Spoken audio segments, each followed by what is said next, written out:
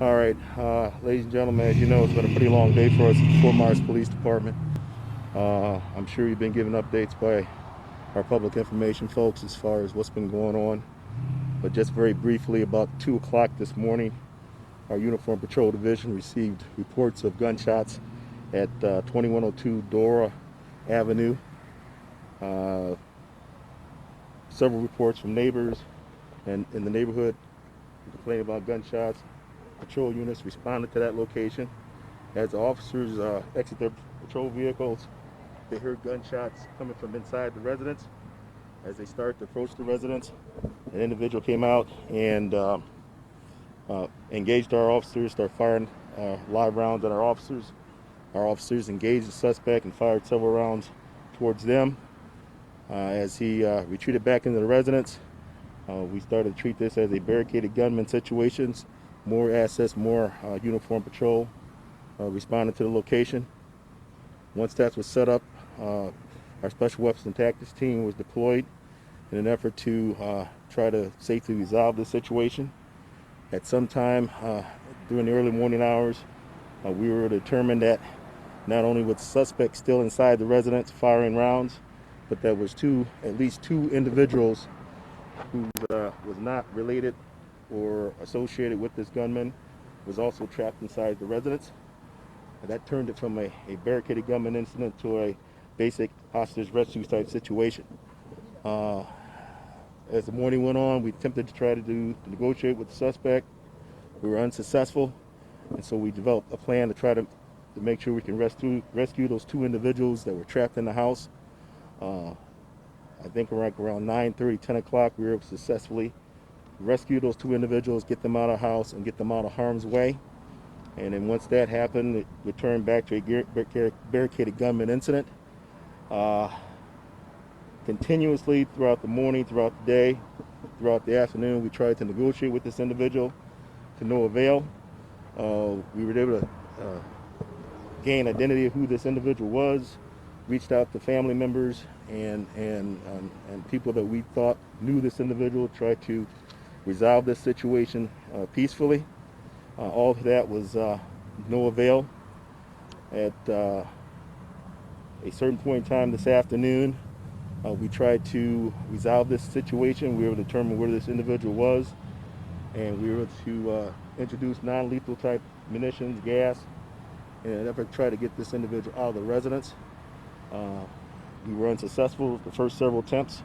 At that time, we asked for additional resources from the Lee County Sheriff's Office as well as from the Collier County Sheriff's Department, and they responded with some additional resources, and we continue to do so as far to get this individual out. Based on the resources and the tactics we were able to use, we were able to locate this individual, and by the time we breached the residence, we were able to determine that the individual was in there. He had a AR-15 or AR semi-automatic rifle with 15-round barrel and a handgun. And we were also able to determine that there was some sort of self-inflicted wound upon this individual. So we ended up having our paramedics check this individual out and take him to Lee County Hospital and render the situation safe at that location. This is a continuous act of investigations because of the fact that this individual fired rounds at our officers. And so our detective unit has sealed off the location and conducting a follow-up investigation, criminal investigation at this time. What I can tell you is that our officers are safe. They're not injured. And we're going through our normal protocol as far as an officer-involved shooting. It's been a very long day. The status of the suspect, we do know he's deceased. We do not know the cause at this time. The self-inflicted wound, we believe it was a self-inflicted wound of some sort, and we'll continue our investigations. Can you release your name yet, sir?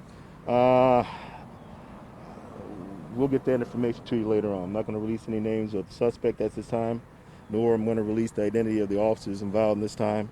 I'm just thankful that the officers are safe, they're unharmed, and right now they're with their family.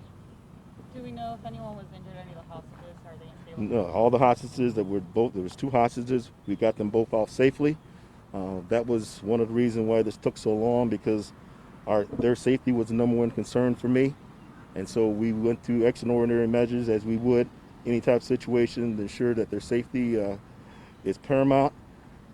So we did what we had to do, and fortunately we were able to get them, extract them from this situation. There was gunfire by the suspect throughout the morning in that house, but we were able to get them out and get them safe. And just to clarify, the suspect is now dead, and we believe it was a self-inflicted wound? The suspect is now deceased, and we believe it's a self-inflicted wound, but that will have to be determined by the coroner.